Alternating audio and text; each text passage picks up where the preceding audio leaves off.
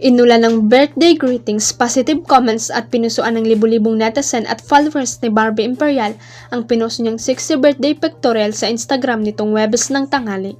Nag-celebrate ng 26th birthday si Barbie nitong August 1. Maraming celebrity ang nag-comment at nag-like sa nasabing IG post ni Barbie, pero ang kapansin-pansin at nagbigay ng kilig sa netizen ay ang pag-like ni Richard Gutierrez sa birthday post ng aktres na nalililing sa kanya. Walang birthday message si Richard kay Barbie pero mukhang sapat na yung pag-like niya sa nasabing IG post para mapasaya ng bonggang-bongga ang kanilang fans. Mababasa rin sa comment section ang birthday wishlist ng netizen for Barbie ang maging leading-lady siya ni Coco Martin sa FVJ's Batang Quiapo. Bet na bet daw nila na makitang magkasama sa action serye ni Coco si Barbie.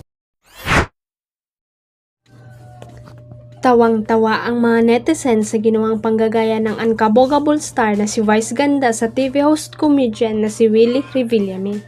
Sa nagdaang episode ng Especially For You nitong Martes, July 30, habang kinakausap ng It's Showtime host ang Serche ay bigla niyang naisingit ang ginawang panenermo ng Will to Win host na si Willie Revillame on-air sa kanyang co-host at production staff ng kanyang show. Matatanda ang nag-viral si Willie sa social media dahil sa panay na pagsita nito sa kanyang mga kasamahan on-air. Sa naturang episode ay nag-uusap si Vice at lalaking Serchi tungkol sa nagdaan nilang pag-ibig ng ex pagkatapos ay naipasok niya ang viral panenermo ni Willie. At hindi lang yan, meron pa kaming sorpresa para sa'yo. Matapos ang panayam na ito, tatanggap ka ng 10,000 pesos, sabi ng komedyante. Pagkatapos ay nilingon niya ang co-host na si Jong at sinabing huwag mong sasabing pesos, cash ang sabihin mo. Sakay ni Jong kay Vice, 10,000 cash. Hindi pa dito natatapos dahil humirit pa ito tungkol sa pagdaan umano ng stop sa harap ng kamera.